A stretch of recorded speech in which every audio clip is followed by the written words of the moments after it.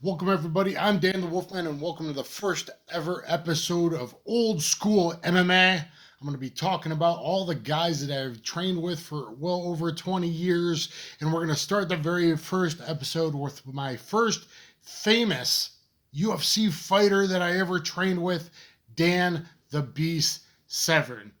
Dan the Beast Severn, 101, 19, and 7 record.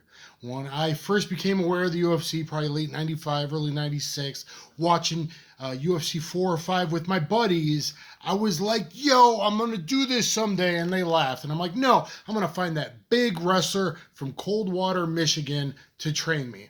Now, it took me a little while, but I did. Now, I was already cross-training a Taekwondo black belt, going to different places. I was already in a judo class and in a Aikido class and doing all kinds of stuff and trying to get as much grappling after classes with whoever I could grab and all that kind of stuff.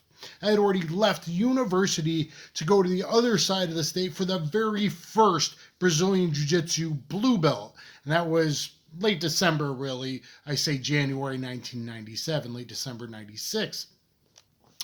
And guess what? While running the Taekwondo school, there was something called the Big Black Book of Martial Arts or something like that. This big old phone book style catalog. And in the very back of it, I saw something that said the Beast Den. Well, I called the Beast Den up. Hey, is this place for Dan Severn? All excited. I'm like, well, and I'm talking to a woman, and she's like, yeah, Dan's starting to train some people in his barn. Okay, this seems a little weird. Like, I'm calling this place called the Beast Den. I'm like, well, he took the name off the Lion's Den, Ken Shamrock, and went to Beast Den. And talking to her, and guess what? On my 20th birthday party, I thought my friends were pranking me. They go, Dan, the Beast is on the phone for you. I'm like, yeah, right. And I pick up the phone, and it was Dan the Beast Severn saying, yeah, come on out to my barn sometime. Well, his barn is quite the training facility, and he's added to it over the years there in Coldwater, Michigan. And I started training with Dan the Beast in April of 1997. Okay, so think about how old school it was. Now, it wasn't MMA. It was NHB, no holds barred fighting. That's how it was known around the world. In Brazil, they called it Vale Tudo. But everybody knew it as NHB. MMA wasn't even a coined term yet. So it was 2 hours away from where I lived. I would drive 2 hours, train with Dan Severn for 2.5 hours, answer some emails for him, spend the night on his couch. The next day I would handle his emails and stuff for him and some other things. We would train again, and then I would leave. And then I would go back and I would train jiu-jitsu at a school for 2 hours. And that night I would train 3 hours at JKD, Muay Thai, Shudo / jiu-jitsu, mixed grappling and all that. And I was driving like crazy, training like crazy, at least 4 days a week, 3 to 5 hours a day. But for 2 years, steady, twice a week, 2 trips out there, often we would get another training in on the next day after spending the night at his place on his couch. I would train with Dan the Beast Severn, and I learned all the basics, what he called combat wrestling.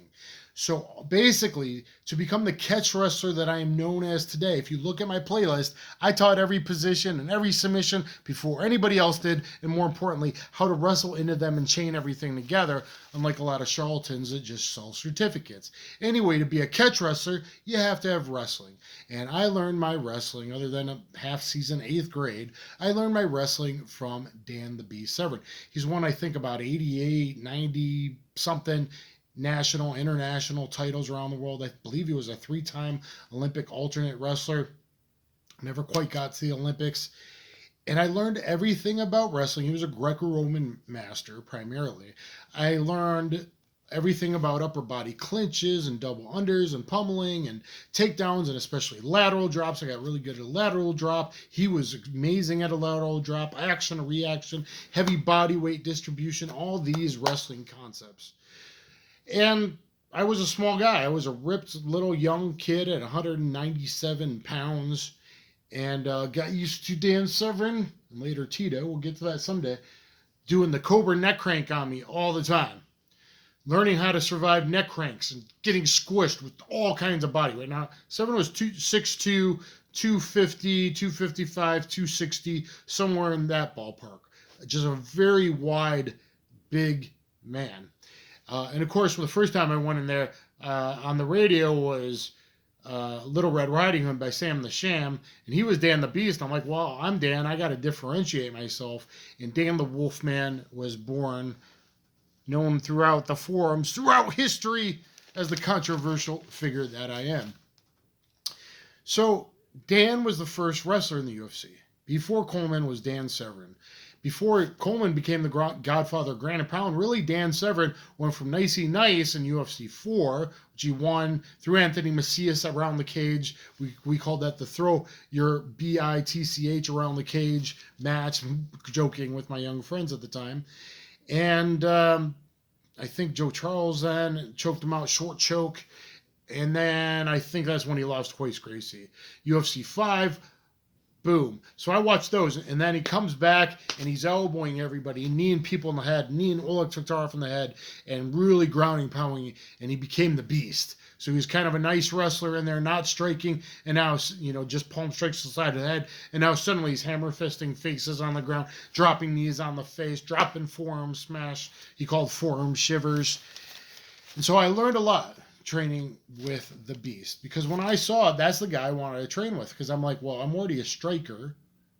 I didn't realize how much boxing, Muay Thai, and kickboxing stuff I had yet to learn, but I was already considered myself a striker, and I'm like, well, I can strike on the ground. That meant more to me. I wanted to be on top. I saw that being on top was an advantage. And I was already learning that jiu-jitsu stuff, and you had to be able to fight on your back. But I knew being on top, like a side mount, being able to do elbows and knees to the head back in the day. I mean, it wasn't until like UFC 32 that they were like, oh, we don't like watching that.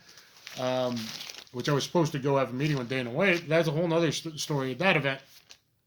To try and pitch him Franklin Mint figurines series. But anyway, I learned a lot from Dan Severn, a lot about wrestling, body weight distribution. I used to travel. I used to drive in his white minivan. I would drive him around all to Iowa, Illinois, and to all these events. And I would corner him at the fights. I would run his booth selling T-shirts and these little glow squishy ball things. And he would make a little bit more extra money for my sales at the booth than he would for the fight. So that's why he was like a pro wrestling road warrior, 2-time NWA champion in pro wrestling, 3-time UFC champion, 2 8-man tournaments, and a super fight, the first super fight against Ken Shamrock. And like I said, 101 and 19 and 7, 101 wins, 19 losses, 7 draws in his mixed martial arts career. So this is the first episode of Old School MMA. I would travel to all these events all over with him. I remember a biker rally in Iowa, some extreme challenge / something event, and I would have someone else cover the booth, and I would go and I would corner him and take pictures with my disposable camera. I have my epic old photo playlist, I share with people on Facebook. All the old fighters love it and stuff like that. And stay in touch to the day. He's still being a road warrior, doing seminars all over, spending a lot of time in Arizona and then Michigan, and going back and forth and hitting every which way. And it's kind of crazy, the schedule that he keeps, and always has something, whether it's knee injections or CBD, always has some kind of side little gig he's working on or something he's into at the time. And now he's got the new, check it out, I haven't watched that many, but they are very funny, Don and Dan's Toxic Masculinity. So go check that out, guys. Hopefully you like this. I'm going to go through all kinds of old school guys that I train with. Hopefully you like old school MMA. It was really NHB, kid. Give it a thumbs up, a share, a subscribe. Let me know what if you ever met the Beast, what was your favorite fight, and things like that. Let me know down below in the comments. Take care, everybody.